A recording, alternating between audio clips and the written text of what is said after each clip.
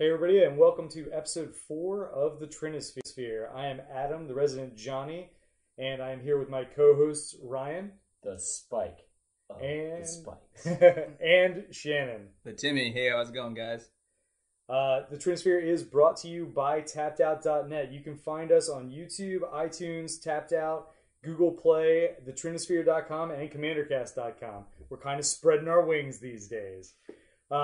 Tonight, we are going to be talking about politics. Specifically, we're going to define what we're talking about when we're talking about politics. We are going to talk about some recurring playgroup dynamics.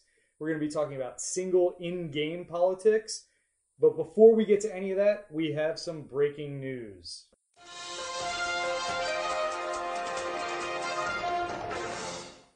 Okay, so in news today, we have some unfortunate news. There were some leaks from the new Commander 2017 product. So obviously this isn't the way that we like to see our new cards. We'd like to see them during the normal release season of when Wizards wants to put them out. But nonetheless, we are obligated to talk about them. And we're honestly pretty hyped about some of the cards that have been leaked so far. Dragons! Yes, we do. It is confirmed we have a 5-color dragon tribal commander deck in the new Commander product. So yes, excited. Without further ado, we're going to talk about the first dragon, which is the Dragon. Not the scion of, but the Dragon. The real deal. That's right. Garbage. So, the Dragon is a legendary creature, dragon avatar 10/10 for 4 and Wooburg. He has Eminence. As long as the Dragon is in the command zone or on the battlefield, other dragon spells you cast cost 1 less to cast. He has flying, and whenever one or more dragons you control attack, draw that many cards, then you may put a permanent from your hand onto the battlefield.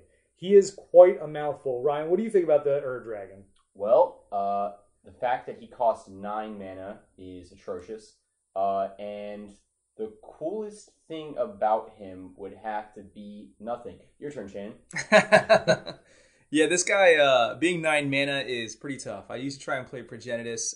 Never really got to cast it until the game was pretty much over and it was irrelevant. So, unless you're trying to cheat this guy into play, it's kind of tough to do. But man, his abilities once he comes into play, being able to draw a card for each attacking dragon is insane. So I feel like you can build a deck that's discounting dragons, giving your creatures haste, and this guy will always threaten to completely change the game. He comes down and he swings once, along with a couple other dragons.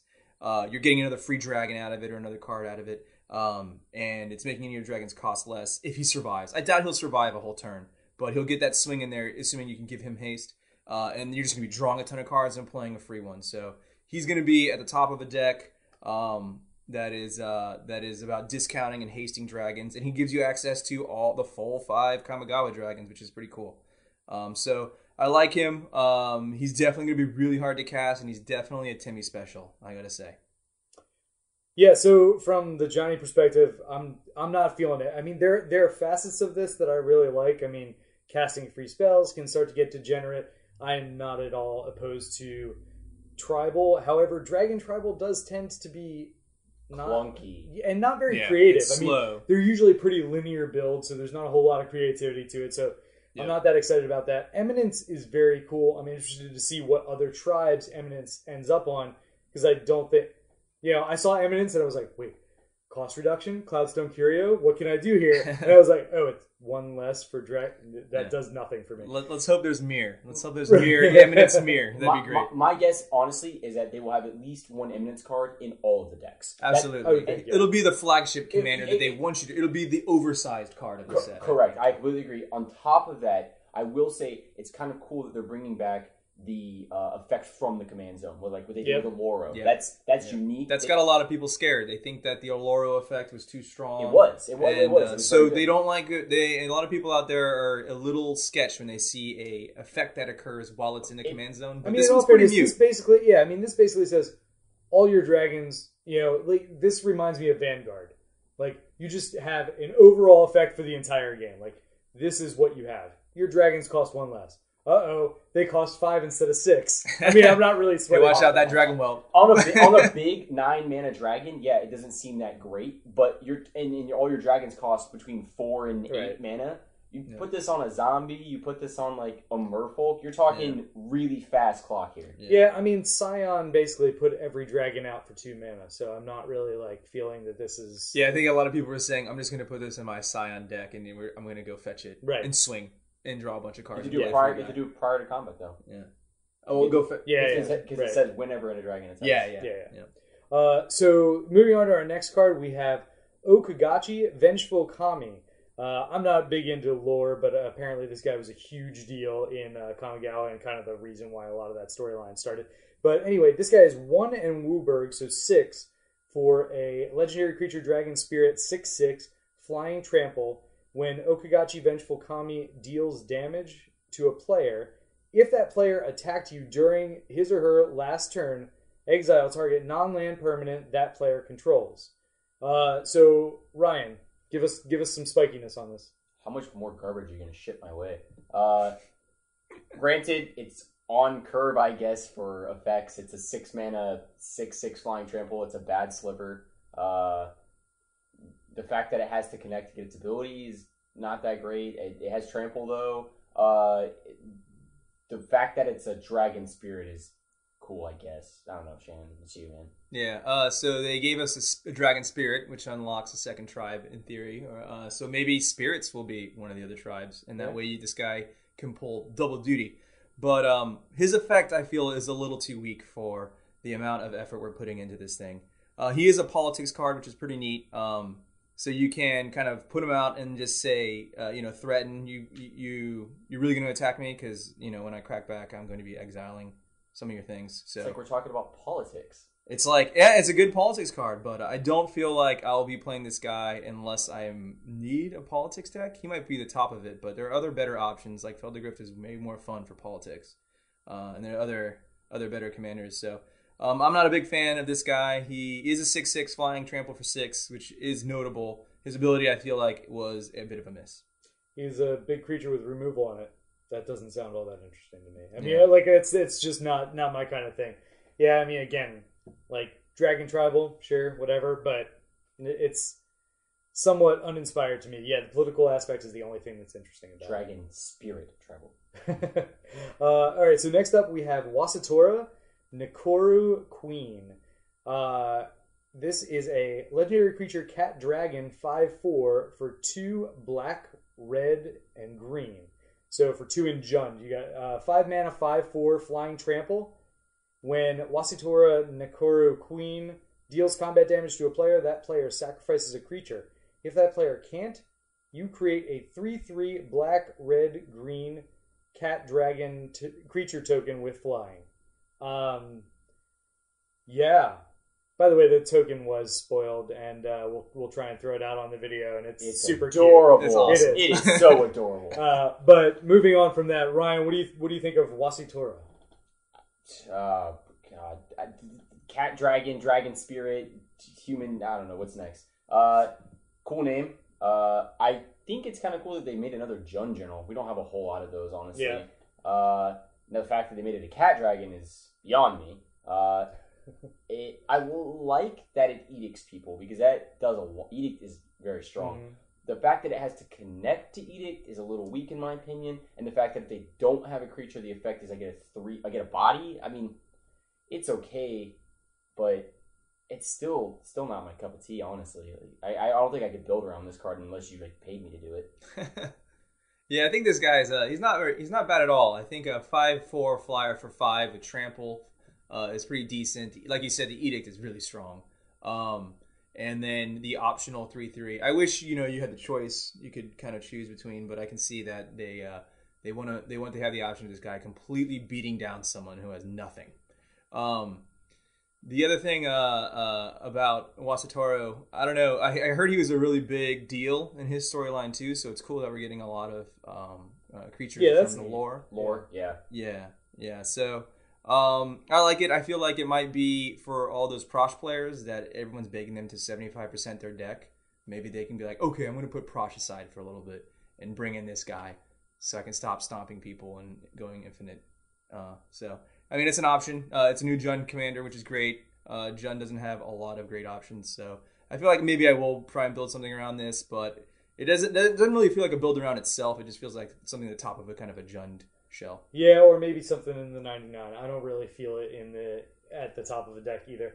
I mean, to me, this is generally boring. I mean, the only time I want an edict effect is when I can't get rid of something like an Iona or a Avacyn or something like that, at which point they're blocking a 5/4 with Avacyn. So, Correct. And it's really not that exploitable. I mean, the cat dragon thing is cute. Like, I definitely dig that. I don't know if that means we're getting another 5-color deck and it's going to be cats and then another 5-color deck with spirits. Like, some people have been specking on that. Wish. I honestly hope not, and I don't think so personally. Yeah, I mean, I would agree with that. I mean, I wish that they would just stick to tribals that people want. And to be honest, people wanted dragons. Absolutely. And it totally went there. So, moving on to the next one, we have Taigam Ojutai Master. So Taigam is a 3/4 human monk, legendary creature for 2 white and blue. And he says that instant sorcery and dragon spells you control can't be countered by spells or abilities. He also says when you cast an instant or sorcery spell from your hand, if Taigam Ojutai Master attacked this turn, that spell gains rebound. So, Ryan, how's this one striking you? It's a little bit lower on the curve. A little better. By a little bit, I mean a lot better. The fact that your instant sorceries and the other word dragon does not matter, can't be countered by spells or abilities is very powerful. His stats 3, 4, 4, 4 is on curve and good.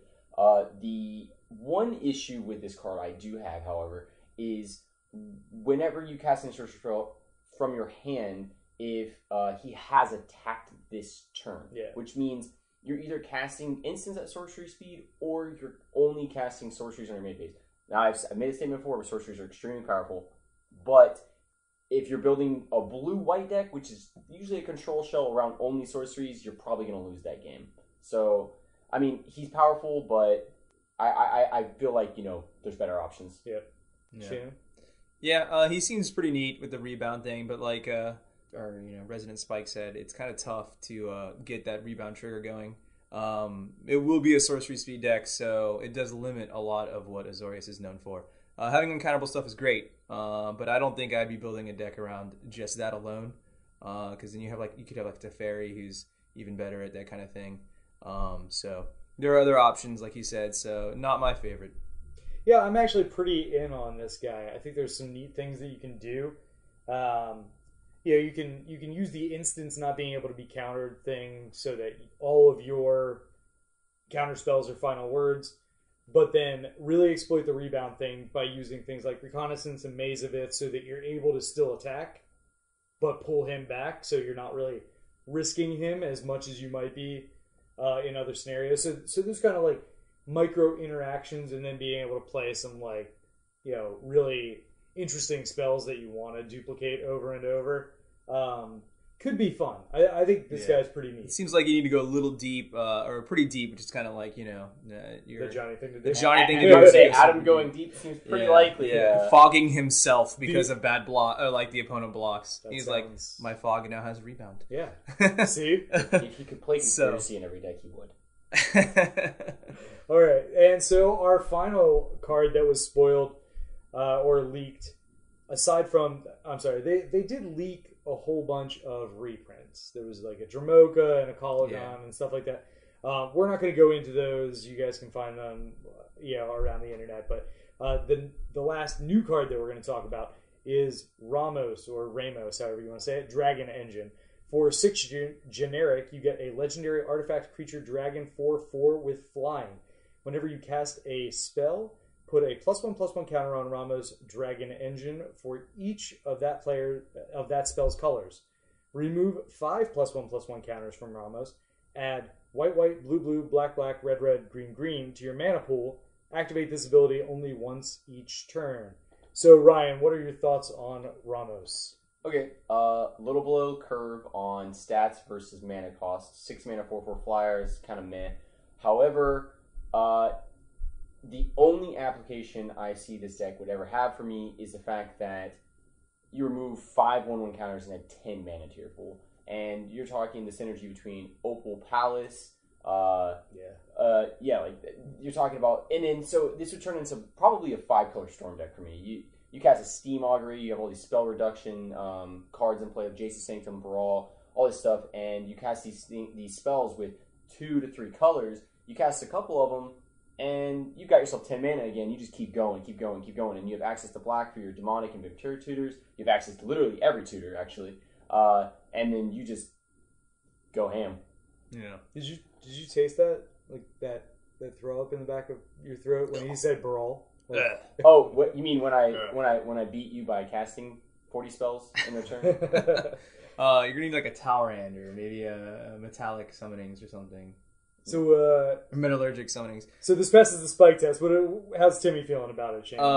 As a Timmy, I also love this guy. I feel like this may be one of my favorite one out of the set because he's got versatility. It's cool that he's an artifact creature, but also being 5 color is pretty neat too. But just adding double Wubberg to your pool, it gives you Progenitus and it gives you Door to Nothingness, like fun cards that really don't get to see a lot of play just because how often you're able to generate 10 mana of the proper colors. Yeah. So I'm excited to try and play this guy on top of a deck that is truly like deep into 5 color and not necessarily themed around gods or planeswalkers, but maybe just 5 color good stuff. It will be a little bit better for spell slinging if you run like a lot of charms and things like that to roll them up.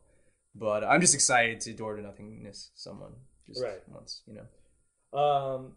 Yeah, from my perspective, this card is also awesome. I think that they were really firing on all cylinders with this. I don't really care about the stats at all. I care about the fact that you put some kind of counter on him that I can exploit to make some kind of mana that I feel like can go infinite fairly easily. Or in an extremely convoluted way. So there was actually, on the EDH subreddit, there was somebody who posted Ramos plus Conflux equals I win as a thread. And my God, this is like a 40 card like combo that he has. Yes, where he's just like confluxing every other and he's blinking this thing so that you can get around to only doing it once a turn. Oh, nice. This is a new object. It's Christmas for the Johnny. It is. It's amazing. And I just thought that was really cool. I mean, I saw like kind of the glimmer of that in the back of my head when I first saw the card, but I didn't formalize it like this guy did. It's a really cool card. Even has like the Vorthos. I mean, it's got like Spike, Timmy, and Johnny on board. Vorthos is going to love this too because you're going to run all of the Ramos rocks. The Heart of Ramos and the Eye of Ramos in it. Yeah. Ironically, you don't need them to cast him, but it's fine. But, it's fine. I guess those are the pieces left over. Well, I mean, I think that's why it's the Vorthos build, right? Like, you definitely have to put them in if you're. Oh yeah, absolutely. Yeah. So yeah, I think this guy's great. It's worth mentioning. Would you think that if you stripped creature, took away all that, 6 mana, did the exact same thing as an artifact, just in general, still playable? I feel like if it's not a creature, then maybe remove the activate. Never mind. That would just go too easy to go infinite. So it would make 5 charge counters. Yeah, that would be fine. It'd be the same thing. I would totally do that. I would totally play that. It could probably actually add something else on it, like gain a life for every color of the spell or something. It would be decent. Yeah, I would still play it. Yeah. The fact that the reason I think that it is what it is because it's a legendary creature and you have access to it at all times. I also think it's a little bit more vulnerable than putting it. Like if you put that on an enchantment, that would be really busted because they're harder to get rid of. Yeah, this is going to die to your Vandal Blast plus your swords plus Yeah, exactly. It's going to be a pretty big target as soon as it gets a counter on it or 8 spells on the stack. Something else to note about all the cards that we just talked about is that we're pretty convinced that they all came from the same precon. Like someone snuck off with a single precon. Yep. This happened to have all of these individual cards. We're not looking at 4 or 3 to 4 or 5 color dragons. Yeah, we don't have precons. We don't have 100% confirmation of that, but that's what that's the feel. That's what it's like. Yeah. So with that, we are going to wrap up our segment on the Commander leaks, and we are going to move into our next segment on politics, and we're going to kind of define what we're talking about with politics in that. So we will see you when we come back. All right, so now on to our main topic for tonight, which is politics. So I'm going to take a few minutes here to frame our conversation for today. And to be honest, I'm going to get a little pedantic on us. And I'm going to take us through a little sociological journey. But I'm going to try and be quick about it, and then we'll get to how you actually apply this to the game. Rant away, buddy. Yeah, so we use the word politics when we're talking about interactions in Magic. And to be perfectly honest, it's a little bit of a misnomer. We're not really politicking. Politicking would be the things that we do with voting or getting some kind of consensus. Those things don't really happen all that often within EDH. What we're really talking about is kind of a social interaction and like sociological theory. So my area of study was more developmental psychology. So I'm going to play sociologist for a second here. But after doing a little bit of research, it comes closest to symbolic interactionism. So the concept behind symbolic interactionism in sociology is basically that the interactions that we have in any given situation is what constructs our reality. So, for example, I've been playing with Shannon for a long time. He's actually the longest standing player in our play group. Yeah. Other people come in and out of the play group. And Shannon, just from that and just from him being a very experienced player, there are so many times that I've heard people say, well, you got to kill Shannon first. Basically, that is all built upon the fact that people have built a reality where Shannon is the most dangerous player or one of the more dangerous players, only based on their interactions with him. So seeing him win a certain amount of times, or seeing what kind of decks he plays, or the kinds of cards that he tends to have that are answers for things. So that's them constructing their reality from it.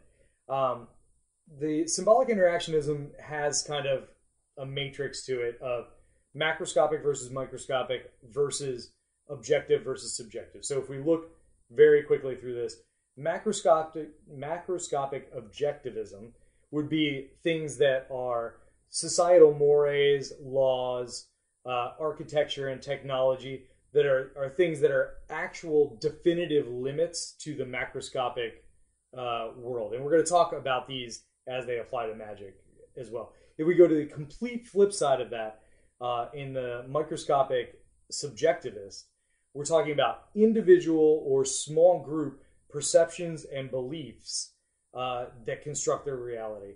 And so we kind of even get into the concept of like cognitive dissonance, where it's difficult to convince somebody outside of their reality of something, even though it might be true.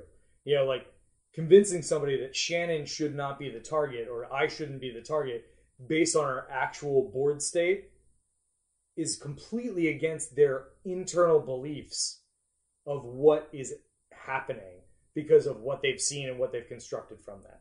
So if we focus right now on the macroscopic as it relates to EDH and Commander community, if we talk about macroscopic as being the actual entire EDH and Commander community, then we have some objectivism, which that objectivism is basically the rules of Magic, the rules to EDH specifically, the collective banned list. Now, it's not to say that people, because of their experiences, can't go against that macroscopic belief and kind of get into the subjective and say like, nah, Soul Ring is too powerful, we're going to go against the ban list.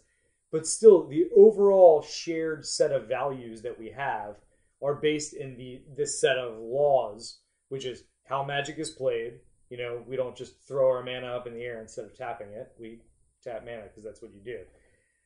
And the ban list and the rules to EDH. And we generally accept those as an overall community. The subjective facet of that is more along the lines of the kind of beliefs about the culture of EDH that we all have. So EDH is about variance, so anything that goes against that, like an overly tutor heavy deck. A lot of people have issue with like a Sisei deck or something like that, where it's just tutoring all the time. And then competitive versus casual play. Now this one, there's a lot of differing beliefs. There are some people who are in EDH very specifically for competitive. Not that I know what that scene looks like. I've never really played French, versus the casual play, which I think the EDH mostly has that subjective casualism to it. So society can often conflate the macro objective with what has to happen, and it creates the cognitive dissonance that I was talking about. So you tend to take that macroscopic view of the subjective part, like you believe it to only be casual, and you start making it more microscopic. It's only casual if I run up against a competitive deck. Oh, you're not in the spirit of EDH. I can't stand playing against you. And it kind of creates an emotional contact to it that really starts to distort your reality instead of getting used to the fact that people are in it for different reasons when you get to the mesoscopic and microscopic levels. So moving on from that, thank you for suffering my pedantic rant there. What? Oh, we're back? Oh, yeah, okay. yeah. Sorry. Hey guys. How's it going? So we're now going to move into a little bit more of the mesoscopic, which isn't necessarily part of the theory, but it's kind of an in-between that we found. Talking about group dynamics with recurring play groups. So if you have a play group that you play with on a regular basis, you're going to run into some of these kind of political issues and scenarios. All right, so now to our next topic, which is group dynamics with recurring play groups. So we're talking specifically about if you have a regular play group. This isn't going to apply as much to those players who kind of just walk into an LGS and see different people every time. But this is going to be our kind of what we're calling mesoscopic version of this. So there's a couple of objectivist type things that we're going to talk about. Some very obvious subjectivist things from what we've seen, and then just some issues that come up within playgroups. So objective sides of this would be the custom ban lists or league rules that people might come up with within their playgroups. So guys, how would you deal with somebody suggesting a custom ban list? So they're actually going against that macroscopic view and saying, no, I believe this. We really need to change the ban list. No. Shannon, what do you think about a change to that? Yeah, like maybe 4 years ago, 5 years ago, I was kind of on that bandwagon. I didn't want to spend a lot of money on cards. I felt like some cards were just way too powerful. Soul Ring was definitely a big one back then before it got reprinted a bajillion times. So I was definitely originally all about like maybe keeping the play group from being a arms race of who could spend the most on making the best decks. Which it has become.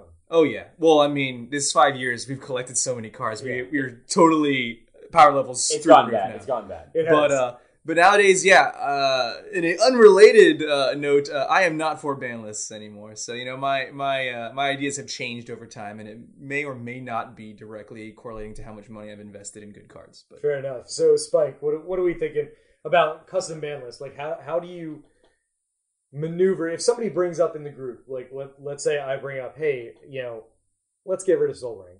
It's a little too ubiquitous. It's a little too powerful. Everybody, let's just get rid of that. Like, you bring it up personally, or I've got 7 people in our group saying, let's look at it from both perspectives. Let's say, like, I bring it up. What's your initial thought? And then if the rest of the group kind of starts to back the concept, what are your thoughts there? Well, if it was you, I just denied the fact altogether. Like, I have no interest in humoring you. No. Daggers. Just throw in all the shit. If one person, the way I look at it is, if one person brings up the idea of banning a card, either they got rolled by the card and they're just sick of it and they can't handle it themselves, and that's the problem. That would be a problem for them. That's not a problem for me. Right. Like, if you have such a problem with one card, run more answers for it. That's the way I look at it. If I've got my entire playgroup coming to me and being like, hey man, let's cut this card. Everyone plays it. It's time for it to go. We see it every week 13 times. It gets recurred. Right. It gets tutored for. It's just too powerful. I mean, like Prophet of Crufix before it got banned. We talked about banning that. We talked about that for a long time. Right. We did, yep. And that would be a good example. I feel like there was probably 5 or 6 people in the group that were just like, this card is busted. Once it sticks, usually if it landed, the game was pretty much over right after. I mean, I played the card and I noticed the power level very quickly. if it was one person bringing it up, I'd kind of tell them to quit being a baby and get over it. It's a card. Yeah. If you're not running Advanced 4, get over it. If that turned into a collective and people were very upset about a very specific card, like, we could discuss it. I would definitely understand my playgroup being upset about one card. Yeah, I mean, I think the most important thing in this specific topic that we're talking about, and in the mesoscopic topic overall of a recurring playgroup, is communication is key. Like, you have to have a playgroup where you feel free to have that, at least to voice that. You know, absolutely. Even if Shannon or Ryan shoots me down on my let's ban Soul Ring, which I am not in favor of, by the way. Even if they were to shoot me down, at least I feel like I can bring that up to the group, right, and have it voiced. And I think that having that kind of like healthy play group is what we all need to shoot for. And then just talk it out. Like, here's the reasons why. Mm-hmm. And if literally everybody's like, well, I mean, there's these 50 answers in every color. Right. You could consider trying to put those in. If that doesn't work, then let's talk about this again. Right. Yep. You know. Yeah, I think as a Johnny, you'd enjoy like the restrictions here or there, you know. So I'm kind of torn because yes, restriction builds creativity, but at the same time, I'd like to see all the broken things that I could do if everything was unbanned. Fair, that's fair. So I'm pretty in favor of no bans. Yeah. As a whole, but also that's not something that because I've said that before. And I think Ryan and I have actually argued about it before in a chat where we were just going back and forth. And he's like, "Oh, okay, which ones do you want to unban?" And I gave like a whole list, and he's like, "You're dumb." Communication. It was good communication. Right. Response is you're dumb. I may have went about it the wrong way, but I feel like if we're gonna take anything off, or we're gonna unban any specific card, just unban the whole list. Right. Like I feel that way. There's no picking and choosing. If it's on the ban list, there's a reason that the EDH group itself banned it originally. If it's on there for a reason. If it's not on there...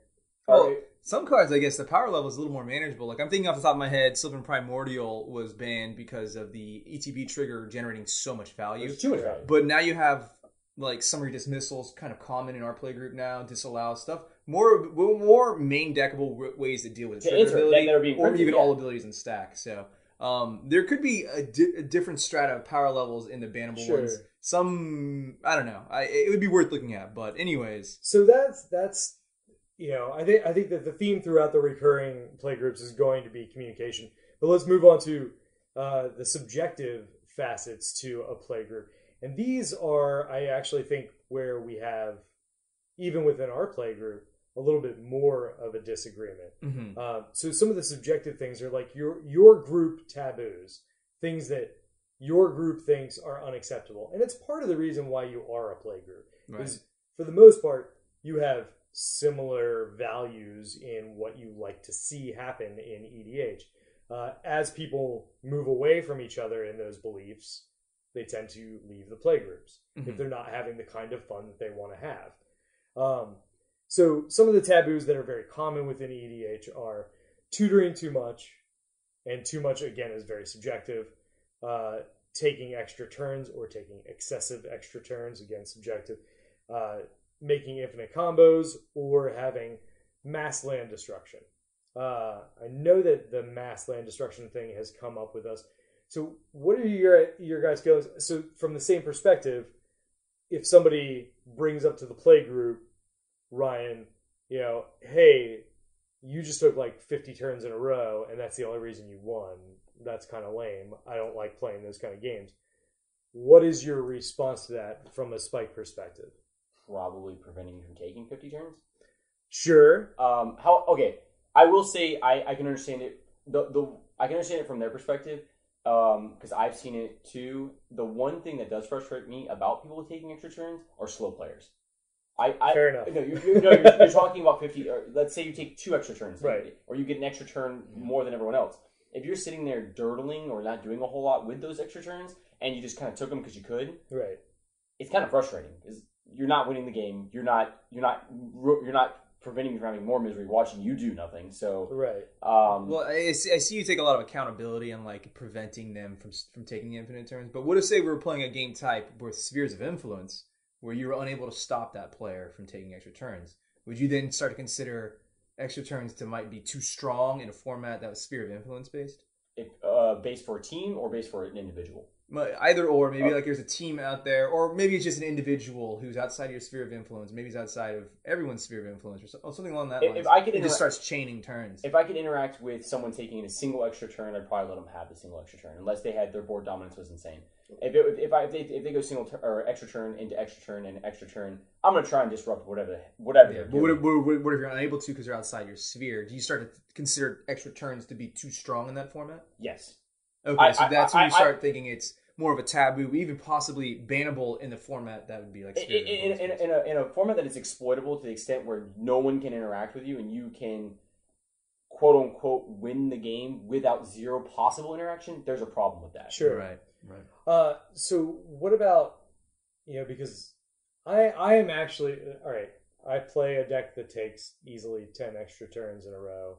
I don't overly play tutors, but I definitely have a decent amount of tutors in some of my decks. Infinite combos are my jam.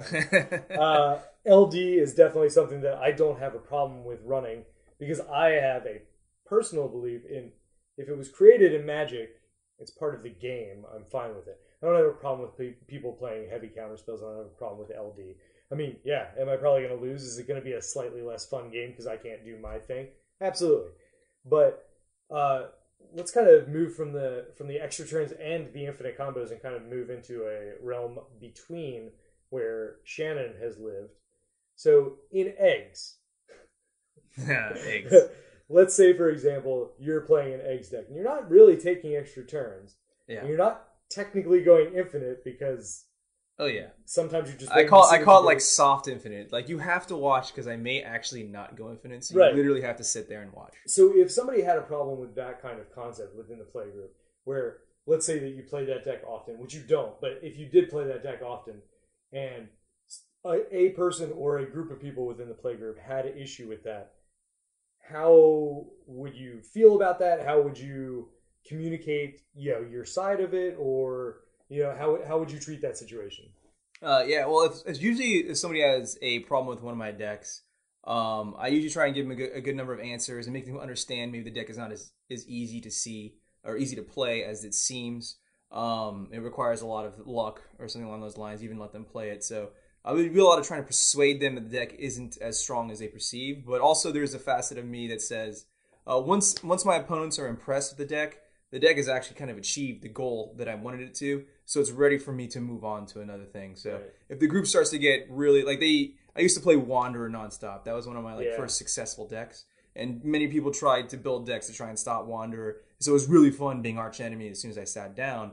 But after a while, people kind of gave up and they just kind of rolled their eyes whenever I played Wanderer. So it's like, okay, it's time to shelve Wanderer and move on to a different deck.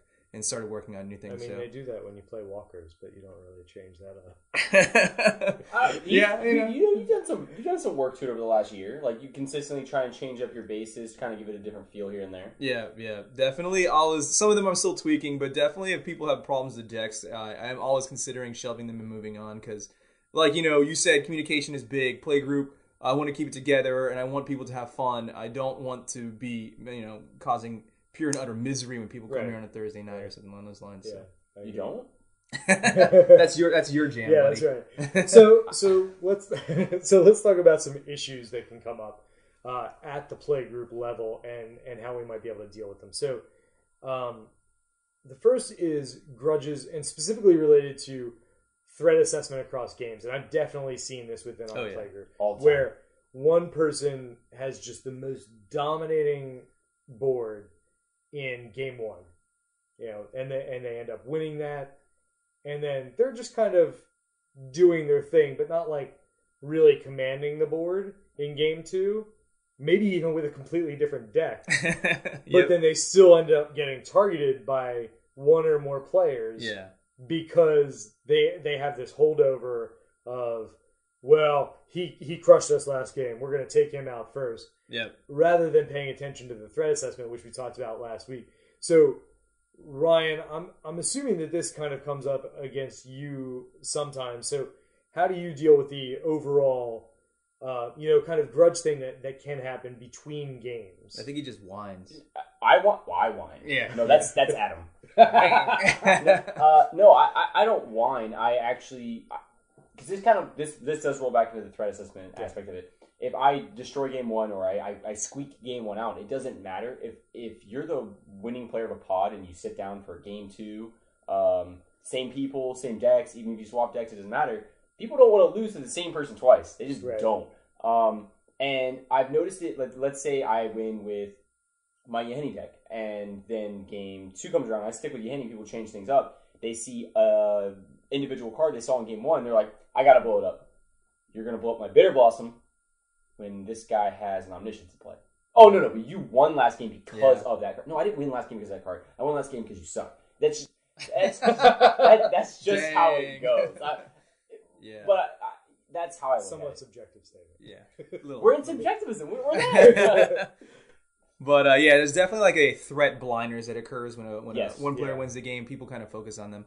But on the opposite side of things, there is grudges that are held across matches, which is harkening back to like the whole concept of the group dynamic, which is that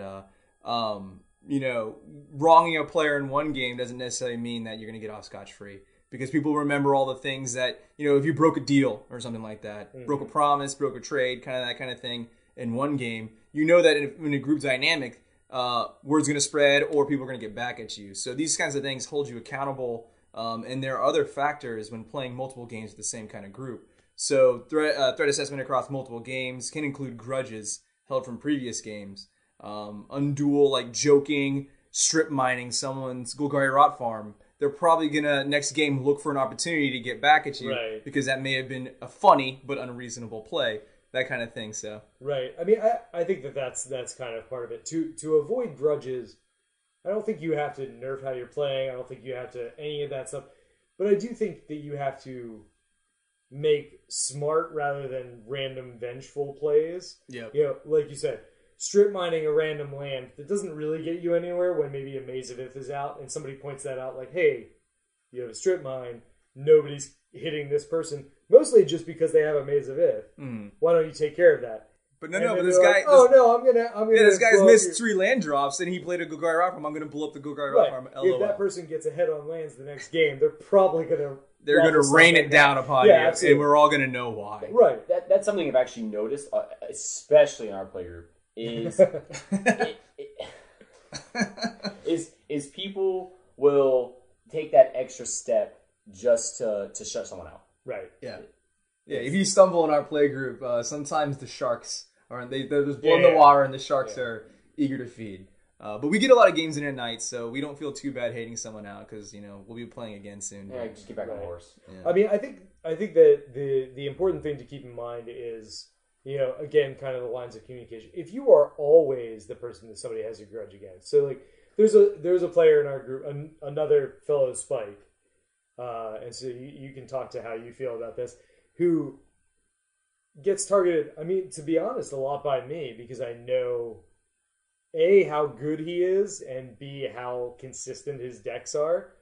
I'm pretty much gonna go after him because he stomps a lot of games out. Yeah.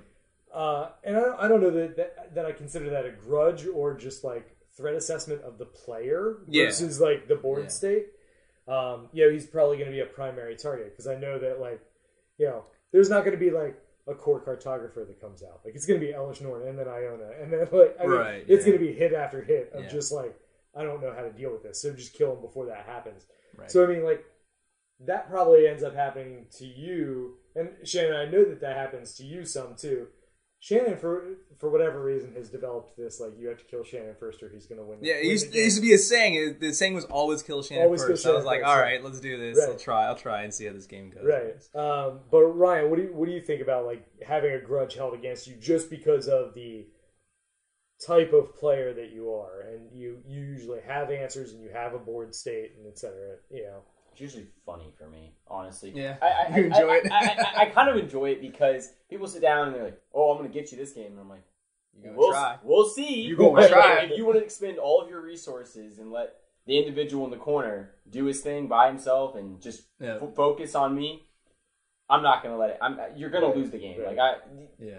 You're letting the emotions get the best of you. Yeah. And as a Spike, I try to always separate emotions. Do I get tilted? Absolutely. Yeah, sure. Everyone gets tilted. Yeah. I don't like getting tilted, but it happens. And usually when I get tilted is when people make bad play mistakes. They take long turns. They what are they called? Not the firecrackers, but the wild cards. The people who just do stuff just to do it. I don't get that. Just play the game like you're trying to. Well, do I think they it talks feed about, off of the tilts. Yeah, I mean, I think it's partially tilt. I think it's part of what we talked about last episode in that impulsiveness and just kind of wanting to interact and then not really like having something good to interact with at that exact moment, but they're like, I want to do something, so I'm going to do it. There's definitely an aspect of trolling that goes on too, which is, I just want to see something stupid happen. I think at one point I used hatred on my, the infecting mirror and one-shotted somebody. Plague mirror. Yeah, I used hatred and I paid all of my life. Sure. I paid all but one of my life just for lulz and one-shotted someone because they were open. So yeah, Why not? I don't usually have grudges held against me other than when I do like the 3-turn combo, which almost never happens. But when I do, the immediate next game, if anybody who was in that pod is in it, or like, oh, you're going to 3-turn combo again. Sure I am. It's a reminder for them. Once it finally does happen, they're sitting there. Right. Oh, man. I mean, I think moving on from the grudges, something that we didn't talk about in threat assessment, because we were talking mostly about assessing the actual board as opposed to thinking about the psychology of the player and their decks and their psychographic profiles, is to actually use that as part of your threat assessment, which I think is where you, Shannon, and you, Ryan, get hit a little bit harder, is people know your play styles well enough and have lost to your play styles and your decks enough times that I think that kind of feeds into that grudge. So how do you guys usually analyze the actual like play style, or do you use that in your threat assessment? Do you actually take into account the player, or do you try to think in a vacuum of just their board state, Ryan? I do both. I honestly do both. Like, because I've actually reached out. Like, I don't do it very often, but sometimes I'll go to a card shop or something. I'll sit down with a play group and play with some random group here and there, kind of thing. But for this play group specifically, a lot of it's player based. Like I look at Shannon or Adam or other people who play in our group, and I immediately know their game plan. I know what they're going to do. I know what to avoid. I know when my windows of opportunity are. I can say that literally for every single person in this play group. When I do it with fresh people, I assess them as obviously brand new people, but I look at what deck they're playing. Right. I immediately comment as soon as I sit down before we even draw our hands. I comment on what commanders they're playing. I think the initial comment, like, "Oh, you're playing Brea, so you have 14 combos." They're like, "No, man, this is just artifact value." I'm like, "Okay, we'll see." I don't believe a word they say. So the great thing about a Johnny sitting in a corner against 3 people goldfishing is that I don't really have to pay attention to that. So I don't actually usually consider people's playstyles other than, is this person likely to counter one of my things? Do they run blue or are they open? Right. Yes, so if you have blue open, then I assess you slightly differently. But so Shannon, do you take into consideration the actual player when you're assessing their threats and when you're interacting with them in game and your plays against that person? It kind of depends on the deck, but generally, like, as a Timmy, I'm looking at the cards that are on the field. Definitely player decks come in to be a big factor. I like to say that sometimes the best way to counter a combo is just to kill the player. So that's kind of like one of the strategies. If you know a strong combo deck tends to go off on a certain turn, you apply pressure really early on and try and get everyone else on board and start getting them having to struggle against the threat instead of letting them goldfish maybe in the corner. Player profiles don't really come into play as much. There are definitely players in our group that are better than others. Right. And there are definitely plenty of them are better than me. But we have a pretty lackadaisical attitude towards like play mistakes and stuff like that. Yeah. And that's kind of to help move the game along. We don't want people to stress their play because there's so many permanents in the battlefield. They have to triple check everything. If they make a mistake, you're like, man, you can just take it back. All right. Yeah, you didn't tap your mana right. It's fine. You can take it back. We don't want the game to slow down with people having to do triple checks. I will tell you can't take it back if you took 10 minutes to do it. That's fair. So with the whole take backsies, as we call it, it kind of eliminates the player's skill a little. It makes us all kind of averages us out a little bit. Right. So that is less of a factor in our play group, but it's definitely immediate threats in the battlefield, and then the prowess of the deck individually. Right. So within play groups like ours, and I think we're actually probably getting to a point where this is a little bit more applicable. Something that comes up as a kind of like play group social moire or one of these, mesoscopic group dynamics that can get kind of political is the power level, as we brought up before. Yep. We've kind of had this arms race going on for quite some time. I want to say I was the first person in the play group to buy the dual lands for one of my decks. Oh, yeah. Yeah, I think you were, yep. Since then, you've finished the collection quicker than I have. So like we have definitely had this arms race where all of our decks have gotten more and more competitive, still within our styles. I mean, I'm still shooting for some janky combo going on in my deck, but at the same time, I'm using the optimal pieces to do it. You know, like I don't just have forests. I've got the Gaia's Cradle in my Helix Pinnacle deck, so it makes it even easier to get there and things like that. So that kind of brings us to the concept of the 75% theory, which essentially says that if you want to try to adjust the power level of your deck, you can make 75% of your deck optimized, which, to be perfectly honest, is really only talking about 35% of your deck because the rest is lands, which you can optimize lands too. Hundreds and hundreds of dollars you can pour into your mana base. What are you talking about? Foils? Mishra's Workshop is still unbanned for some reason. Okay. So, you have 75% of your deck that's completely optimized, and then 25% of your deck that's not fluff. And I think that's where some people get thrown off by it. Ryan and all three of us were talking before the show, and Ryan was like, so you just fill it with garbage for 25%? Like, that's the dumbest idea. And it's not that. It's just choosing things that are maybe more in line with, like, I'm going to choose things that are a little bit more combo-tastic. Like, if it's got an ETV effect, and I already have a Cloudstone Curio in there, like, I'm probably going to lean toward that. Having a Wood Elves in there as opposed to having a Farseek in there. Because I can do some funny stuff with that later on. Right. Shannon's probably going to lean toward, with that 25%, having some splashy cards, an Insurrection, a Wave of Vitriol, something like that. It's going to like instantly impact the game. Yep. Ryan's going to fill that 25% with the 25% that he would have otherwise taken out. 25% it would be more removal and removal and draw. Absolutely.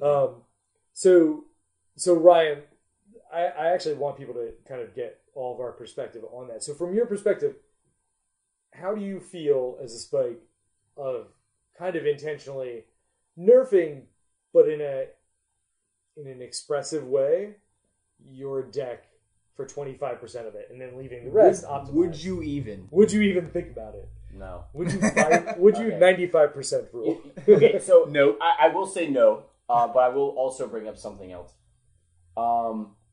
Nerfing my deck also makes me laugh because I do it as more of a personal achievement. It's really there you go. It's really nice to start cutting really good cards from your deck and still win, and people be like, "Oh, you only win because that card." Next week, win because not that card. Oh yeah, didn't you have a rule one of those weeks where you're like, every time I win with a card, I'm going to exile it from my deck and put a new card in? Still doing it, and I'm still winning. So that's the best part about it. I replaced them with worse essential reprints, like functional reprints in a way. My Hero's Downfall got turned into a Ruinous Path, like stuff like that, and the deck has been utterly neutered. It's getting real. Still fun though. It's real fun. Yeah. It's getting bad though. So Shannon, where do you fall on this? Oh yeah, so I like 75% theory a lot. I've also heard it described as possibly having a deck that can compete with a competitive tier deck, but also not completely and utterly steamroll. Not as tuned decks. And we have a lot of new people coming into our play group, or we've had a few come in that we invited into the group too, and they were kind of starting fresh. So I think the first night is when I did an Abur dual purchase, and he was sitting there watching me spend hundreds of dollars on 3 cards, and he's like, what the heck did I just sign up for? And I was like, well, even though these are, the last possible things you may be buying in Magic, they'll still be going into decks, and those decks will still be fun to play. They're not going to be completely out of reach. So 75% theory is something that I really enjoy. It allows for a lot of expressiveness. Also, when it comes to adjusting the power levels decks, that's kind of how we came up with the concept for the Commander League. Was we used to be playing at a shop, and we wanted to get these younger players who actually didn't have very much money to be able to play with Commander with us. So we created up, these leagues where you start with a unmodified pre-con deck, and we try to show them deck building tips through the whole 5 changes a week thing. Show them how we would modify it and keep the power level from skyrocketing out of their reach. So I'm really a big fan of kind of restricting power levels, but it is pretty fun to see what we're capable of nowadays. Yeah, I mean, that's kind of where there's something to, keeping it to a handgun, but nukes are pretty interesting to watch. It's fun to watch it every once in a while. Right, exactly. So I tend to go in one direction or the other. Like, I'll build a color hate Oros deck, which is horrible, or an Asperia deck that just wants people to attack me. Not very good. But then I'll also have completely like an Arkham Dagston deck that can go off on turn 4, no problem. Yeah. So, I like seeing both versions of it. I mean, as long as I'm getting to kind of do something interesting and creative.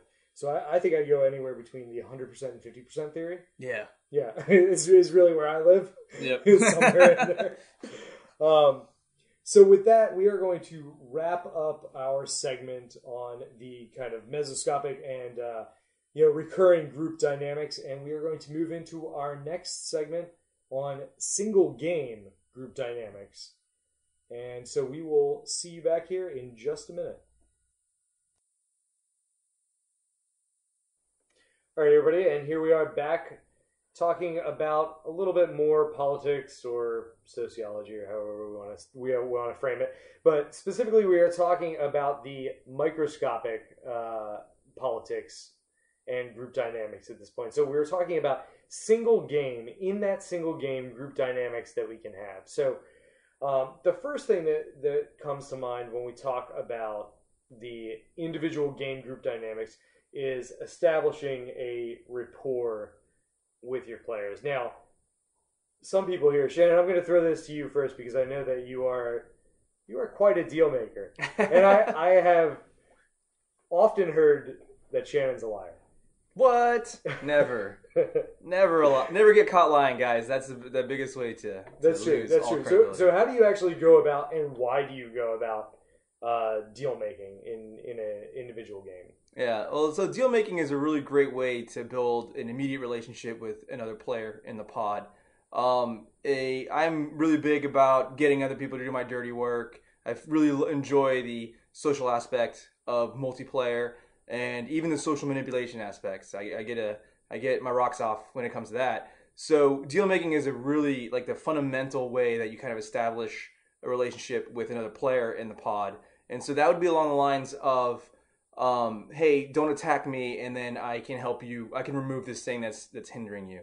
So that's kind of like the base level of establishing a connection with somebody, and that person knows that you're willing to help him out, and he's willing to help you out. So you guys know that when the next threat comes down, you're not alone in dealing with it. So getting a lot of people to be on your side when the threat is on the other side of the table is something that I feel is a pretty strong aspect of single game group dynamics, something that is important for playing in multiplayer. So you like to take advantage of people and I wouldn't put it that way. And their naivete. I wouldn't put it that way. I don't agree with that. So I was actually just thinking about this. Like, I almost compare this to biology and the relationships therein, where I see Shannon as often being kind of a symbiotic player, like a little bit of give, a little bit of take. I actually see Ryan as, and Spikes in general as a little bit of a parasitic player, not in that they're completely taking advantage of a player, but if there's not a greater gain than what they're losing, like if it's at parity, I don't think that that's a deal that you're willing to make. I mean, who's to say what's measurable in that stint? Like, well, yeah, if you're not gaining from it, now I can have a deal made with somebody that's perfectly equitable between the two of us. But I don't think that would be a deal that you would want a little extra. You usually want to gain something over this. You can't gauge that though. Like for you saying, "Don't attack me for 2 turns, and I'll blow up the permanent that's ruining your day." Who's to say those 2 attacks were worth that permanent? Right. Realistic. Sure. Yeah. Some things are not quantifiable. But at the same time, some things are. Yeah. Sure. And I think in those Did situations, you just call me a parasite? yes. Dang. Yes. He's happy about it, apparently. And then I had one for me, and I don't remember what it was. But No one cares anyways. Yeah. You're a goldfish in the corner. A deal, if it comes your way, you're happy, I'm pretty sure. But otherwise, you're just doing your own thing, right? Yeah, that's pretty much how it works. I mean, like, I don't mind having somebody do my dirty work for me, but I don't often seek it out. Like, if somebody kind of comes to me with a deal, and I'm like, sure. Yeah. I'm not doing anything else right now. That sounds okay. Yeah. Like... Yeah, I usually find you as a player to be very open to a deal because generally you're not even expecting it. You're trying to do your own thing. So if there's suddenly a way to benefit your progression to your combo, you're usually on board. So You want some spike advisement? Trust no one. Jeez. It's because Shannon's a liar. What? No. We'll go over that. Hold on. If you get burned once by someone lying, never trust them again. Yeah. Wow. Ship them out. Wow. Somebody has had some life experience. Wow. All right, but it's a good point, and I mean we say Shannon's a liar. I don't know I still have no idea where that came from, but it's hilarious. There was one situation, one game a long time ago. But it kind of emphasizes the importance of keeping up. You're keeping your word in the game. Like we talked about group dynamics and being labeled, which is why it's so funny that everyone trolls me, because being labeled a liar. It really destroys your ability to be a politicker across multiple games. Right. It makes it much harder to make deals and stuff like that. So one of my big MOs is I don't ever want to be caught actually lying. Right. So you always, when you speak, you want to be speaking the truth. And if you want to lie, you lie by not saying anything. You keep quiet and let people make the wrong decision on their own. Yeah, I mean, I think when it comes to like deal making and keeping your word, an important thing because I haven't run into people lying inside a game so much that has like angered me or like made me want to go after them as much as I've had people. I mean, I guess they're lying, but it's more like going back on it. Like, yeah, that sounds like a reasonable thing. Oh, I drew this card. No, I'm completely out now. Right. Well, okay. Look, I mean, like, just because you didn't have the information doesn't mean that you shouldn't, continue with what you were going to say. Unless it means you're going to win the game, and then I don't question it. Right. If you're going to win off that one card that you just drew, then sure. Yeah. Okay. Yeah. So the importance of keeping your word is a little bit different for me. Even if I drew a game-winning card that changed the nature of the deal, I would still probably go through with the deal because it's more important to me to continue having a good relationship with the group across multiple games than it is to get one win out. Right. Ryan, what do you think about that aspect? Well, I was gonna say, like, I think a lot of people would suggest that a spike would be your dishonest person, but I don't know that I necessarily agree with that. Ryan, what is your? But... I don't like to mislead people. Right. I'll be completely. Yeah. I'm very upfront with people. If they say, "Hey, do you have an answer for this?" I don't know. Attack me. Find out. I mean, that's why. If someone's threatening me, I leave the table open. I say, "You'll have to find out for yourself." But if someone says, "Are you gonna let that happen?" or Can we deal with this? I'm gonna do it. Or if someone asks me for a hypothetical favor, I'm not going to. If they ask me about removal and I say yes, I have removal. I'm not gonna troll that statement. There's no reason for me to do that. I want them to understand how resolute of a person I am in the game. Like it's all about the importance of my establishment is important to me, I guess. Right. Yeah. The integrity, and I think that is important. There are a few players that I've played against, some in our play group, but not very often, that do, again, not maliciously necessarily go against their word, and I think that even then is when I have the most problem with it, and I don't even try to make deals with that person ever because I just don't know when that trigger is going to flip. Yeah, exactly. Like, oh, this became more opportune for me, so nah. Yeah. I'm not down with that. So we also have down, in deal making, the enemy of my enemy is my friend. Yep, exactly. So yeah, definitely when it comes to deal making, this kind of harkens back to me talking about getting other people to do your dirty work. It's always just simply more efficient to have an opponent use their removal spell than to have you do it. So you can, through whatever means necessary or whatever means you deem moral, get them to use their removal spell instead of you. And sometimes it even goes as far as bluffing a game loss. If you see somebody indicate that, oh man, I guess I could stop that from happening, the person winning the game and you have a removal spell too, you go, I got nothing. Or they look to you and say, Shannon, do you have anything to deal with that? And you're like, I don't know, man, do you? And then they start to sweat it, Well, and then see, they end now up that using sounds their like removal Shannon's a liar. spell. Yeah. No. See, there's a fine line between admitting, that you don't have removal and just saying, do you have something to deal with it? Sure. For all of our lovely viewers, I just want everyone to know Shannon is a liar. And if he's not directly a liar, he most certainly alludes to some very... He's a little sneaky. He's a little sneaky snake. It's lies of omission, I like to call. Are they truly lies? I guess lies in the name. I've been on the outside of a game watching, and literally something's coming at Shannon, or something's happening that's going to destroy his day. And he has 2 answers in his hand, and his first response is not to act, it's to look around the table. Man, can you help me out? They have priority first. We gotta go in turn priority order. Right. Okay? No, but it's not. It's straight to the deal. Straight to the deal breaking. Hey man, can you help me out? I will get you back. Not. I'll take care of myself. No man, come on, help me out. Yeah. Cry for help. But I think that the enemy of my enemy thing is important, and it actually makes games more enjoyable in some cases. Definitely. If somebody has such an oppressive board state that unchecked, they're just going to win in the next turn or two, but you can make a deal with somebody and almost turn it into 2v1 or 3v1, and it gets the game to kind of get revitalized, and you play for a few extra turns. Yeah. Maybe take that guy down together, and then you're all against each other. Yeah. I think that makes for an interesting play. I also think that I'm on board because it gives me 3 extra turns to try and pull off my combo. Right. So Win-win. Right. And Shannon's the person we're all targeting because he loves to it is often Shannon, but sometimes it's you. Yeah. It does happen. It's true. Yeah. It's kind of, I don't like it that much, honestly. I want to be out of there. But so speaking of being the person who's getting targeted, Luke commented on our YouTube and on our Facebook page, and he has been experiencing some issues with being targeted within his playgroup. And it sounded like he was even more so in the Meso aspect of this, but let's talk about it from the microscopic aspect. How is it that we can avoid being targeted? So, you're generally in it for the win, Ryan, and everybody knows that about you.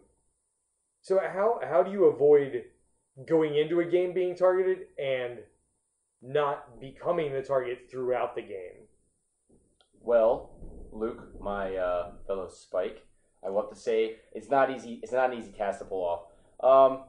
Realistically, I will say that every time I sit down, I don't think I've ever hated out of a game unless my board state is obnoxious. Mm-hmm. If you're having trouble with your group in general sitting down with you and automatically just destroying all of your permanents, getting you out of the game so they can enjoy themselves in a 3-person... That's a conversation that you have to have with your group at that point. Yeah, at that point... If they're doing it every single time, you got to talk to them. That's something completely different, which is what I would definitely agree with. But as a person, if you're just making too many waves, you really need to just slow your game down, I guess, a little bit. Like, assess the board a little bit. Let them do things.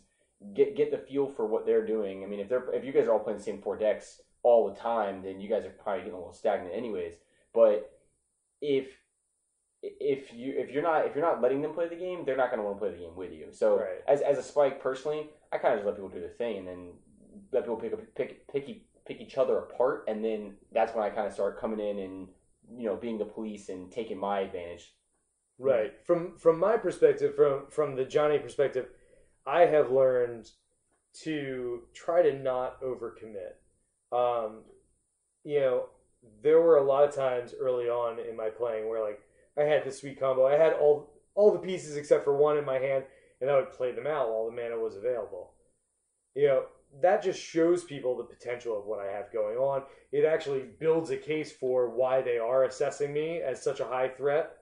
And they actually should come after me at that point. Mm-hmm. So I try now to be a little bit more restrained, and if I'm not planning on actually activating Arkham Dagston or going off on a Helix Pinnacle right away, I keep those in my hand or a command zone until I'm actually ready to use them, so that it looks like I'm a lot more benign than I am. And I think that within a single game, that's how I try to avoid it. Shannon, what are your thoughts on that? Well, especially having all the big and splashy spells. Yeah, it's kind of tough sometimes being able to get these things out there without immediately feeling a threat. It's easier for a Timmy because you're kind of a linear trajectory. Your threat is growing each turn, and people can see it happening. So it's a little tougher to not just get targeted. I mean, you can justify that you're not as explosive as a combo deck, or you don't have as many answers as like a Spike player would. So as a Timmy, getting targeted, it just happens. It's obvious that you should be targeted when you are. But if you're getting unjustly targeted, like as soon as you sit down with your friends and they're like, "Oh, hey, Adam's here. Cool, guys, let's all kill Adam first." There's probably a couple other factors that could be causing your playgroup to elevate you to arch enemy status. And it could be a combo centric deck. Could be a problem for them. They just feel like they can't run the answers for whatever reason to stop your combo. So like I always say, sometimes the best way to stop a combo is just to kill the player. We used to have that mentality a while back when we had a Spike in our group. And no matter what deck he built, we always said kill him first. So that's true. What do you know? He doesn't play with us anymore. So I guess true. That wasn't the best way to go about it. Yeah, it wasn't necessarily. But I would definitely say, even from a Timmy perspective, I noticed that you get targeted. Both of you get targeted more the more you commit to the board. Yeah, absolutely. Because you actually look like more of a tangible threat. Right. Regardless of if you're in a winning position, no. It still looks more intimidating. He has 50 permanents out. Yeah, none of them do anything right now, but he has 50 things out. Ryan, I know that I see that less in you in that I don't see you overcommit as much. You usually have more cards in hand and the things out on the table that you need to have out on the table. So you actually show that restraint, which I think also becomes scary to some people. I show a lot of restraint when I play. Like there's multiple turns where I'm always effectively trying to use my mana correctly. Right. There's multiple turns where I could play multiple spells. I choose not to. Right. I'd much rather pass with 5 mana open than tap out for my Blood Gift Demon for no reason. Because with my board state being what it is, no one else is doing anything. I have no reason to commit more to the board. Blood Gift Demon draws you cards.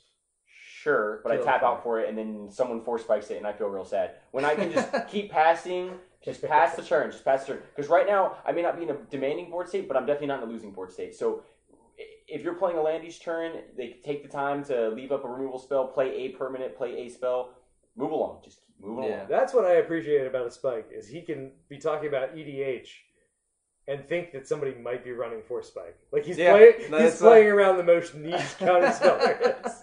You never know. You don't know. You have to play around everything, Adam. Another good thing that can also draw aggro. There's a couple set of cards in Magic that are, I call them lightning rods. They just generally are so powerful that they actually force people to attack you early on. Like Luminarch Ascension is a pretty good example of that. They literally need to start attacking you. You're telling the pod that they must start attacking you. Yeah, it actually does say. It literally really should say, attack me every turn. Exactly. So if you run these cards, you may need to consider not running them. They are good cards, and there are good cards out there, but you have to evaluate when you're playing with a group, especially with even in a pickup group or with a group of friends recurring. You need to evaluate how much threat does this card actually generate when I play it. Like Luminarch Ascension is just so strong that people will always be targeting you whenever you play it. So you can be like, hey guys, I'm going to cut Luminarch for something a little bit different because it literally is forcing everyone to attack you.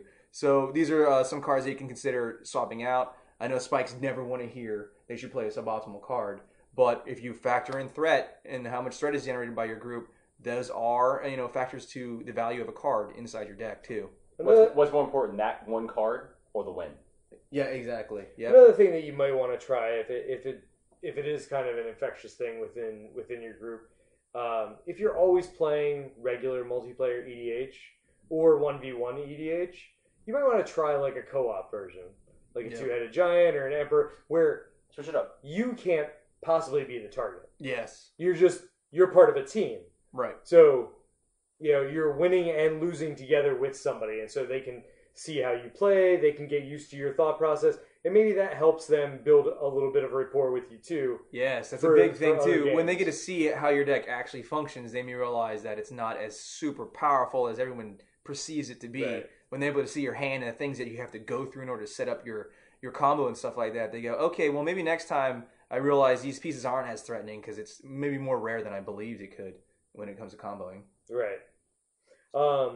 So touching a little bit on threat assessment from the last episode, as it applies to the kind of internal game dynamics of a single game. So threat assessment, sometimes there's certain concepts, and you guys can chime in on whichever ones.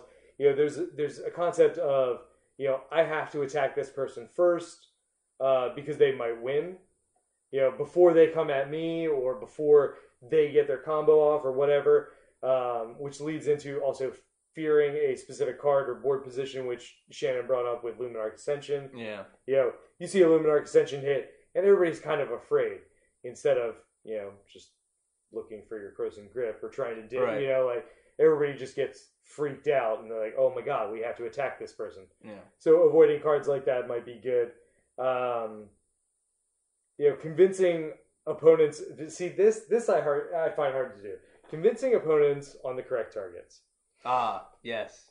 This is something that I have gotten pretty decent at correct working on. Is a word in that sentence. So, well, the non-Shannon targets is what he's talking about. Oh, right. Those aren't necessarily the correct for me. It's subjective. Right. It is. This is actually something I was going to bring up earlier in the podcast, so I'm actually glad we're hitting it now, because I did forget about it.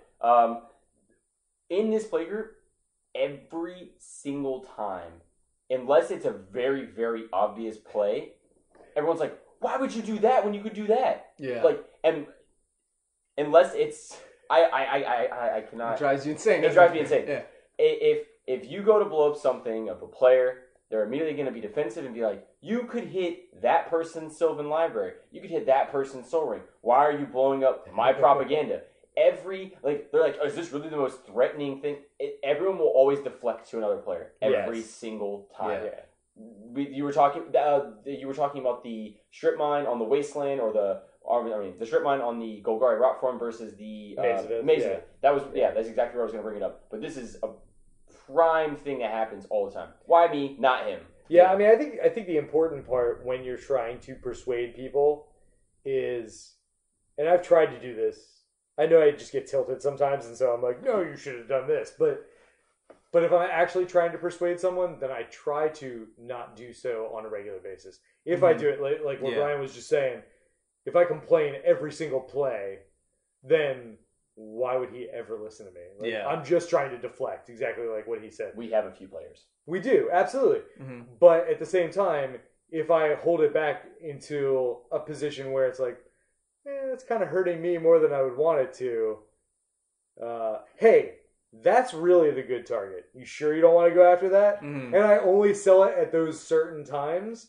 Then I think that you're a little bit more likely to get what you want out of that transaction. Right. Then some people are still just going to be chaotic, and they're gonna make the play that they want to make, and they're like, no, I have to get rid of this thing because it's more fun. And that happens, and I'm kind of okay with that too.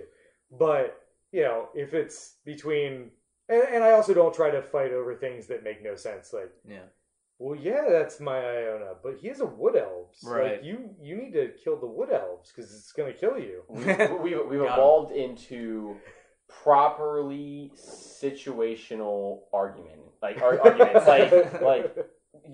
Just don't make a fool of yourself. Don't complain about every play. Well, so I ended up taking it one step further, which is one of the easiest ways to establish a positive rapport with some of the other players in your pod is to be 100% honest when it comes to targeting. Yeah. And so early when removal starts coming out, I willingly offer, hey, my creature is actually the best target for that. It's the one that's doing the most work. Right. You start building this positive, honest relationship with them, and you start you're sowing the seed. Yeah, you're sowing the seed that you're a trustworthy person at targeting. And then when it comes down to those clutch moments where the things are pretty even, then you can try and cash in, that built relationship you have with the player. Right. Because if they have heard nothing but positive things from you every time, honest, positive reactions to targeting, they're tending to listen to you over the people who literally complain about every single time they're targeted. Right. So never, if you have the best target, jump out there, jump that hand grenade, be like, yes, absolutely, you're going to destroy this thing because it's the better one. And never complain that you're being unjustly targeted. I did, in fact, you were talking about, the whole back and forth, the situational discussion. I actually ended up getting in one with another player. Some person was targeting something, and I said, well, actually, his target is actually a little bit better than mine. And then he came back with, oh, but his board state is better than mine. And then I was like, yeah, your board state is pretty good and you're drawing extra card. And then it started to go back and forth. And, I'm like, this has gone too far. I'm already losing the relationship with the targeted player. He sees two people bickering. He's not going to trust either of them anymore. So you know what I said? You know what? Actually, he's right. Go ahead and destroy my thing. Let me cash out of this stupid conversation, lose an invaluable creature, but build a better relationship with the player that hopefully can help me out later down the line. So when it comes to the whole bickering over targeting, I believe that it's much more beneficial for me to be honest and to willingly offer the correct target, even when especially when it's my own. You build much more trust that way. So the one thing that I have noticed with that kind of situation though is when I'm arguing with someone, I only bring up arguments just to find out where they lie. Like what is their argument? Like I just want to know. Like, because you're getting information. When they start in your head. when they start pointing at things and saying, no, you have to blow that up on his field. I'm like, why? What's to say this is more threatening than that? I want to know why they think it's so threatening. What their argument is. You can get information out of your hand from them. You really can. So we also have kind of some assumptions that are made within a game or even within a play group sometimes about the quality of a player based on things that you know about them. So if you see them make a play that you disagree with, it's easy to assume that person is a poor player, or at least in that situation made a poor play. But as we'll talk about this a little bit more, but you didn't necessarily have the information that they had in making that play, and so you shouldn't necessarily associate a player, especially inside a nuclear one game situation, with just a single play that they make. Somebody plays a counterspell at the exact right time. That doesn't mean that they're necessarily a good player. They could very well be a good player. They could also have a grip of counterspells and they're like, guess I'll counter this now. Or somebody who decimates someone, all four targets. All four Hashtag targets. all four targets. Hashtag all four targets on Adam. I mean, if somebody uses salty in here, jeez. Yeah. I feel it raining from the sky. No, I mean, if there's a level of, inequity in using a card like that, or like a Comet Storm where you get targeted for 3 of the targets and somebody only gets 1 target or something like that, if there's some level of inequity and you don't understand it, you could say that that's a poor play, but that doesn't necessarily mean that it is. Right. They could have something ready for that other player. Yeah. They could have, a plan to thought seize them and see what's going on in their hand because they don't really know what that person's doing. Right. So you shouldn't necessarily snap judge based on a single play. I mean, yes, if you see the same kind of play over and over and over again, obviously it starts to paint a profile of that individual. Mm-hmm. But the same thing often happens, and I feel like this happens to me. Some people who are very knowledgeable of the rules and are very experienced get painted as a good player. And I would put myself in the lower 50% as far as good versus bad players in our play group. Like, to be perfectly honest, I mean, I don't think I'm that good of a player. I make play mistakes all the time and things like that because I'm just dirtling around and having fun. Yeah.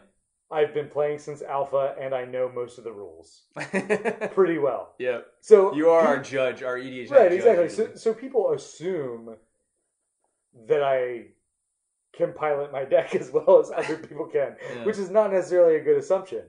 Whereas some of our newer players, one of our newest, who's turned out to be quite the spike, thanks, Shannon.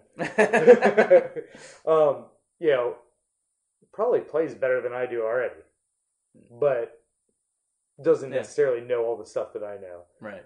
Do you guys find yourselves making the same judgments of people? Yeah, definitely. I would say that I really don't try to rate players as being poor or good. But definitely there is this aspect of, disagreeing with plays, causing me to be less like eager, to be playing with those kinds of players later on. We do have like in our group a bit of a loose cannon, and so sometimes he can completely disrupt like a game, and so you're like, man, I really don't want to play in this pod again with him because I'm trying to see if this deck works, and he's just having a blast playing like Right. chaotic spells and stuff So like that. yeah, so Ryan, what are your feel like when you see somebody play a straight out chaos deck? Like they actually don't care whether they win or lose. All of the effects are completely random. Coin flips, chaos warp world, all the things. Do you assume that person's a bad player, or do you Yes. just? There is nothing that puts me on tilt more than a thieves auction. Oh God! I promise you that card was in one of my. It resolves faster than people want to think it does. I'm sorry. It resolves faster than people want to think it does. I don't care.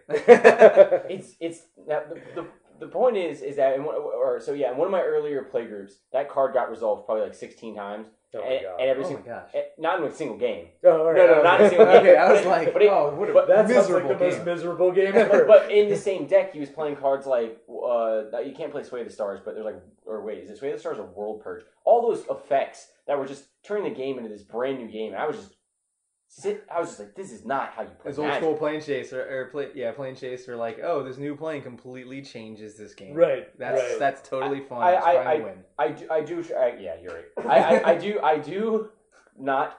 I try not to judge a player by a single play, but the collective knowledge continues to flow each week by week when I see this person make continuous play mistakes, and I build the knowledge on where I rate that person as a player when it comes to skill level. Right. If you're willing to make the play mistake and then have 6 take backsies a week, your player level is going to look a little weaker in my eyes. But I'll never look at someone and be like, you made a bad one play mistake.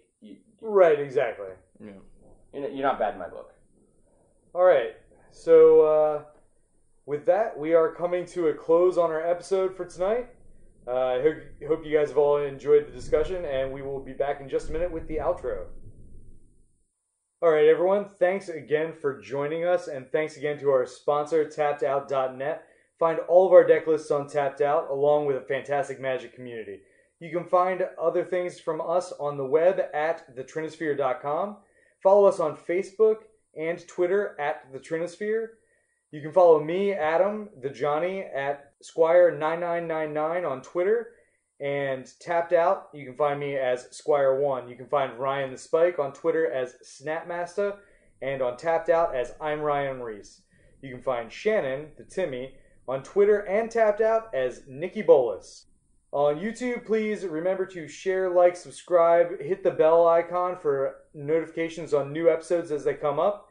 And be sure to check out our next episode where we're going to be talking about some other multiplayer game formats. Until then, keep brewing, my friends.